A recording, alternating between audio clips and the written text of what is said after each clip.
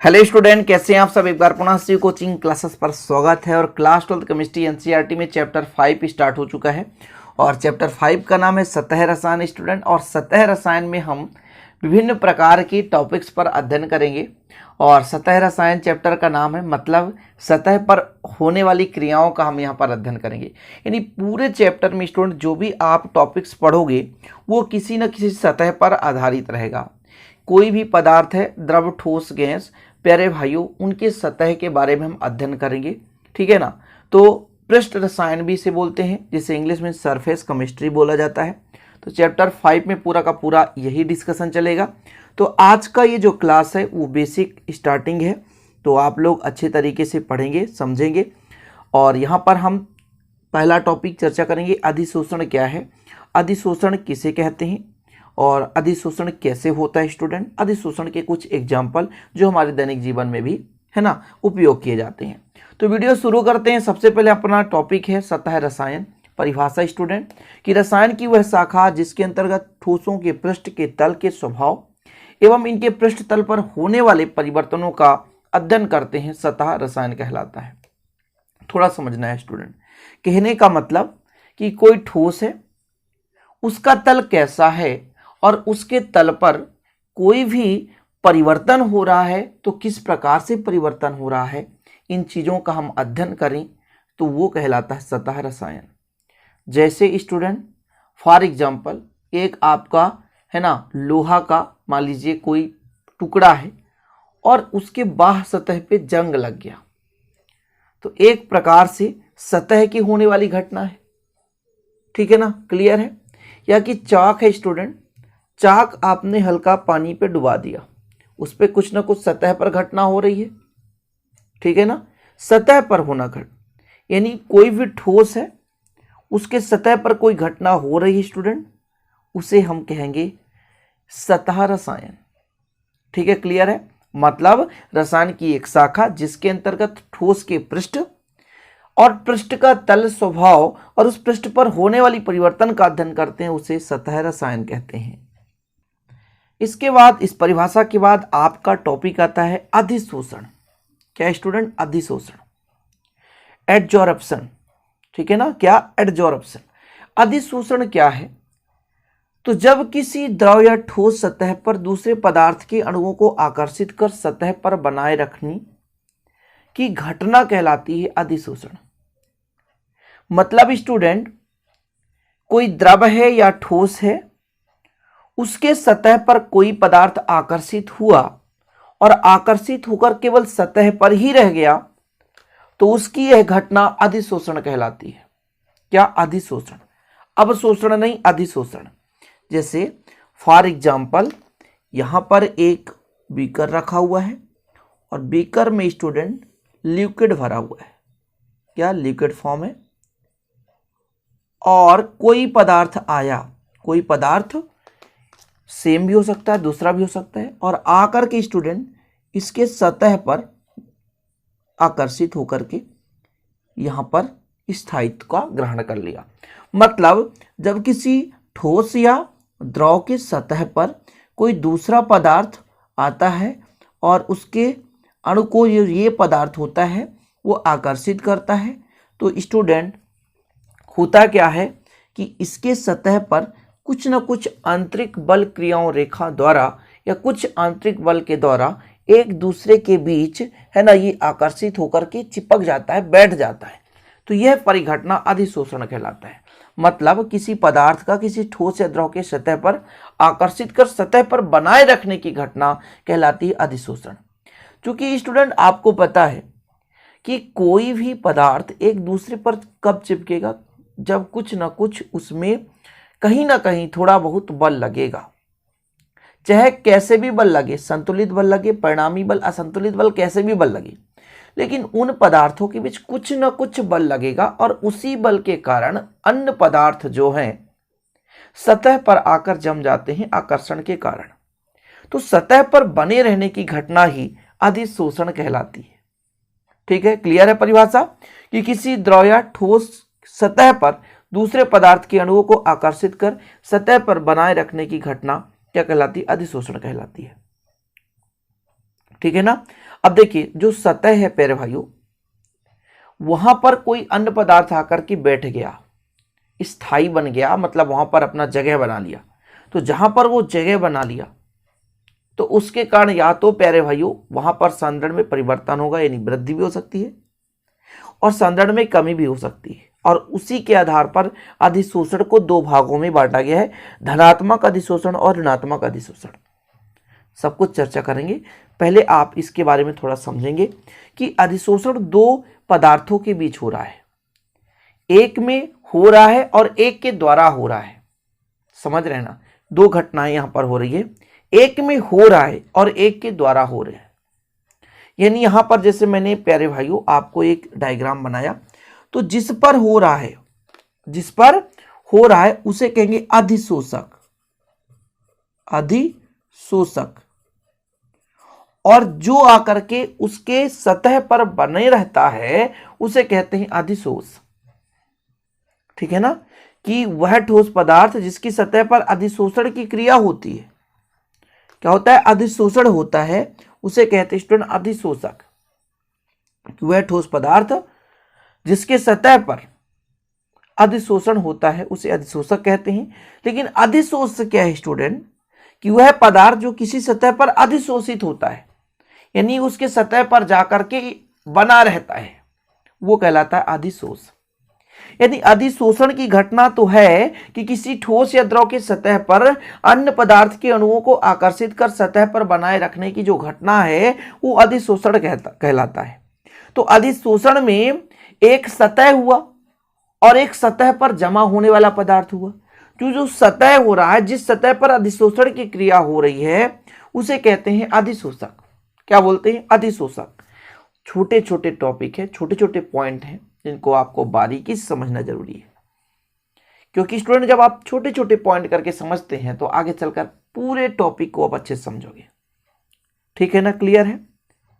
अब ये अधिशोषण केवल सतह पर होता है, अंदर वाले भाग पर नहीं जाता। आपके पास एक बकेट है, बाल्टी है, बाल्टी में द्रव पूरा भरा हुआ है, यदि अधिशोषण होगा तो उसके ऊपरी सतह पर होगा, अंदर तक नहीं होगा, मतलब अंदर के क्षेत्र में कोई परिवर्तन नहीं होगा। तो दो चीज हो गया, बाल्टी पे पानी भरा हुआ है जिस पर अधिशोषण हुआ है, तो जो पानी हो गया वो आपका हो गया अधिशोषक, इन जिस पर अधिशोषण होना है। और जो अधिशोषित होता है, जो उसके सतह पर जाकर जमा हो रहा है, जैसे मान लीजिए H2 है, हाइड्रोजन गैस है, या कि कार्बन डाइऑक्साइड गैस है, उसके सतह पर जाकर जमा हो रहा, ऑक्सीजन गैस है।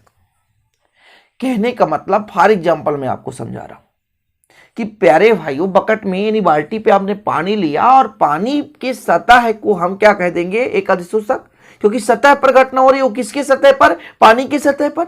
तो पानी क्या हो गया, अधिशोषक हो गया, जिस पर अधिशोषण की क्रिया हो रही है। लेकिन जिस पदार्थ का अधिशोषण हो रहा, मतलब प्यारे भाइयों जो जाकर के अधिशोषित हो रहा है, जो जाकर के उसे सतह पर जम रहा है, उसे हम अधिशोष कहते हैं।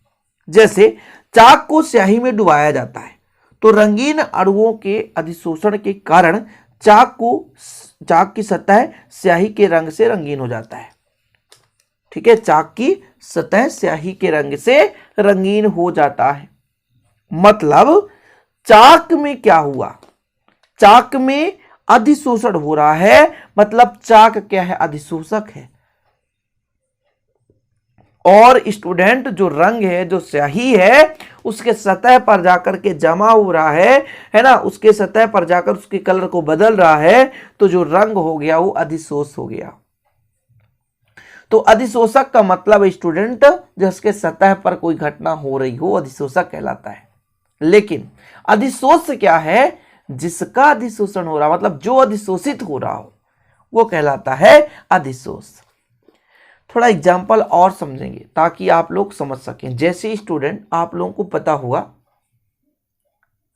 कि आपका भैया शक्कर शुद्ध होता है, शक्कर शुद्ध होता है और इसमें रंग नहीं होता। ये क्यों होता है, तो आपको बता दूं कि जहां शक्कर का मील होता है प्यारे भाइयों, जब गन्ने का रस निकलता है उसमें जो कलर होते हैं ना, उसमें चारकोल डाल दिया जाता है। चारकोल का काम क्या होता है, उसमें जो भी एक्स्ट्रा रंग होता है स्टूडेंट उसको अधिशोषित कर लेता है। अच्छा, आप लोगों ने उपकरण देखा होगा, जैसे आपने कभी ऑनलाइन एयरफोन मंगाया, मोबाइल मंगाया, या कि कोई भी स्टूडेंट आप इंस्ट्रूमेंट मंगा रहे हैं जो इलेक्ट्रॉनिक्स हैं, तो फिर स्टूडेंट उसमें एक छोटा सा पैकेट आपको मिलता है और वो पैकेट में छोटे छोटे दाने भरे रहते हैं। वो दाना क्या काम करता है? वो स्टूडेंट जो अंदर की नमी है उसको अधिशोषित कर लेता है। जैसे मान लीजिए कोई भी आपका मोबाइल है, ऑनलाइन मंगा रहे हैं, वो आपका पैकेज है, मतलब पैक होकर आता है, तो क्या होता है स्टूडेंट, कागज का एक तख्ती होता है जिसमें वो पैक रहता है। लेकिन जब वो पैक कर देते हैं, टेप लगा देते हैं, तो अंदर का जो नमी होता है उसके कारण वो तो खराब भी हो सकता है। इस कारण से सिलिका जेल भर दिया जाता है, छोटे से पन्नी में सिलिका जेल रख दिया जाता है। उसका काम क्या होता है कि जो उस बॉक्स के अंदर नमी होता है स्टूडेंट, उसको वो क्या कर लेता है, अधिशोषित कर लेता है। इसी प्रकार जैसे आप लोग देखते होंगे प्यारे भाइयों, तेल जो आता है बिल्कुल है ना कलरलेस रहता है, ज़्यादा कलर उसमें नहीं रहता। रिफाइंड का तेल आप देखे होंगे। तो इसका कारण क्या होता है? क्योंकि स्टूडेंट उसमें जो कलर होता है उसमें चारकोल मिला दिया जाता है, और जब चारकोल मिल जाता है स्टूडेंट तो उसके कलर को वो अवशोषित कर लेता है, मतलब अधिशोषित कर लेता है, जिसके कारण से वो हमें शुद्ध प्योर हमें दिखाई देता है। आप सबसे प्रत्यक्ष एग्जाम्पल देखे होंगे स्टूडेंट, जो आपके प्रदूषित शहर होते हैं वहां पर जो मास्क लगाया जाता है, अब ये नॉर्मल मास्क की बात नहीं कर रहे हैं कि 10 रुपया वाला मास्क, जो प्रदूषित शहरों में मास्क लगाया जाता है, प्रदूषण के लिए मास्क लगाया जाता है, तो उस मास्क की बाहरी सतह पर एक चारकोल होता है।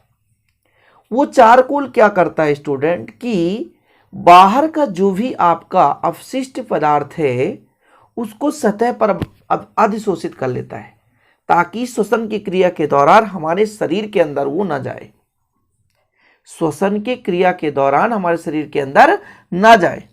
इस कारण से उस जो मास्क में स्टूडेंट उसके बाहरी भाग में चारकोल लगा दिया जाता है, ताकि बाहर से ऑक्सीजन के साथ जो अन्य जो पदार्थ हैं वो जा रहे हैं उसे वो अधिशोषित कर ले और शुद्ध ऑक्सीजन गैस को जाने दे, ताकि श्वसन क्रिया में कोई परेशानी ना हो।